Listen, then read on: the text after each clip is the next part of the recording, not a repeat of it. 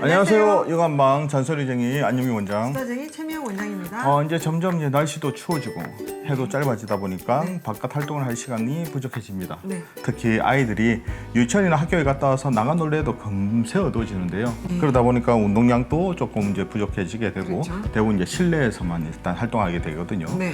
그리고 이제 날씨가 추워지니까 대표적인 호흡기 질환인 감기라든지 네. 비염이 심해지는 계절이기도 합니다. 그렇죠. 건조해지기 때문에요. 네. 그래서 이제 야외 활동 대신에 실내에서 놀다 보니까 아무래도免疫力떨어지고 이제 네. 근력이라든지 호흡기도 약해지게 되는데 이럴수록 건강한 겨울 나기 위한 어머니들이 관심이 좀 필요한데요. 네. 우리 아이들이 겨울철 건강 관리를 어떻게 하면 좋을지 오늘 말씀을 드리려고 합니다. 네. 건강한 겨울 나기 위한 건강 관리법의 첫 번째는 얇은 옷을 여러 겹 입는 것이 감기 예방에 더 좋다는 겁니다. 네, 두꺼운 옷을 하나만 딱 입는 것보다 얇은 것을 여러 개 입혔다가 땀이 나면 하나씩 벗는 게 더 좋다는 얘기시죠? 그렇죠. 아무래도 이제 추운 날씨에 너무 두꺼운 옷을 입게 되면 지나치게 또 더울 수가 있거든요. 땀이 많이 나죠. 그러니까 활동이 워낙 많으니까 땀이 나서 젖는단 말이에요. 네. 그러니까 두꺼운 옷들은 눅눅하게 또 마르지가 않잖아요. 네. 그러면 더운 옷을 어디서 이제 이동하면서 더우니까 옷을 네. 딱 벗어버리게 되면 또 차가 딱 이제 한기가 들어서 감기가 딱 들죠. 걸리기 쉽습니다. 네.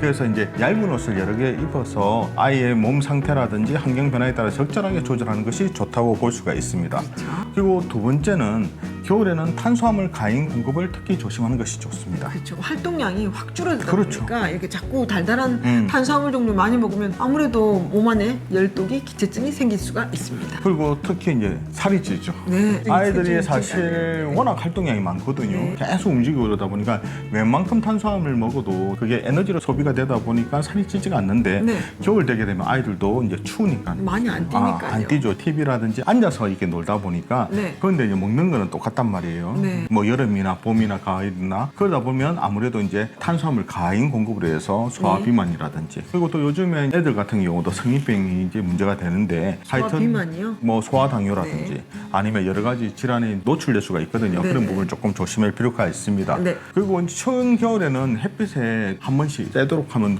좀 노력을 좀 해주셔야 됩니다. 그만큼 바깥 활동을 좀 정기적으로 나가라는 얘기거든요. 그렇죠. 지금 자꾸 실내에만 있다 보니까 살도 찔 수 있고 땀으로 배출도 제대로 안 돼서 자꾸 소화비만 소화당뇨를 얘기하셨는데요. 햇볕에 노출되면서 조금 뛰어놀아야 아무래도 비타민 D도 좀 충족이 되고 그 다음에 면역력도 조금 증가될 수 있다고. 저희가 계속 이제 기체증 말하고 또 네. 열이 자꾸 뭉친다고 말씀드리잖아요. 애들은 실질적으로 보게 되면 어른들보다도 몸에 열이 조금 많은 편이고 네. 특히 상체 쪽으로 열이 많이 쏠리거든요. 그래서 이런 아이들을 몸을 차갑게 만드는 게 아니라 어떻게 하면 발산을 시켜줘야 되거든요. 네. 그래서 발산시켜주는 게 제일 좋은 것이 운동입니다. 네. 그래서 여름이든 겨울이든 조금 아이들 같은 경우는 바깥 활동을 많이 하는 것이 네. 특히 성장기 아이들한테는 상당히 도움이 많이 됩니다.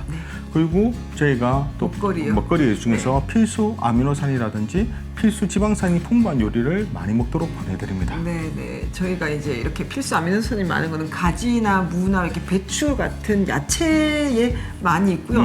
필수 지방산은 저희가 항상 오리고기하고 돼지고기를 많이 얘기하는데요. 그 오리와 돼지 안에 있는 지방들이 몸에 좀 좋습니다. 그리고 노폐물이 빨리 밖으로 배출될 수 있는 기능이 있기 때문에 필수 아미노산과 필수 지방산이 풍부한 요리를 먹는 걸 추천합니다. 그러니까 골고루 먹으라는 얘기죠. 아무래도 이제 애들이 이제 조금 크게 되면 이제 네. 군것질이라든지 편식을 하게 되거든요. 네. 근데 야채도 먹어야 되고 오늘 한 번 더 말씀드리지만 야채하고 과일은 완전히 틀립니다. 네. 어머니들께서 야채를 잘 안 먹으니까 아무래도 애들한테 과일로 대신할 수 있지 않을까 생각이 드는데 과일은 과일이고 야채는 야채입니다. 그렇죠. 과일에는 당이 많기 때문에 과일보다는 야채, 채소를 더 추천합니다.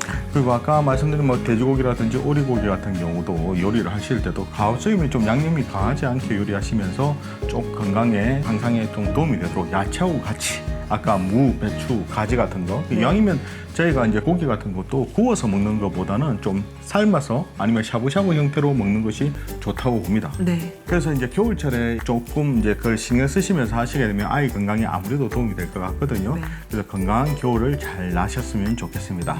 자, 이처럼 궁금한 영화 정보는 언제든지 댓글 달아주시면 준비해 보도록 하겠습니다. 우리 아이들을 위한 잔소리쟁이 안영미 원장. 수다쟁이 최미영 원장이었습니다. 좋아요, 구독하기도 잊지 마시고요. 다음 영상에도 만나 뵙겠습니다. 육아는 한방.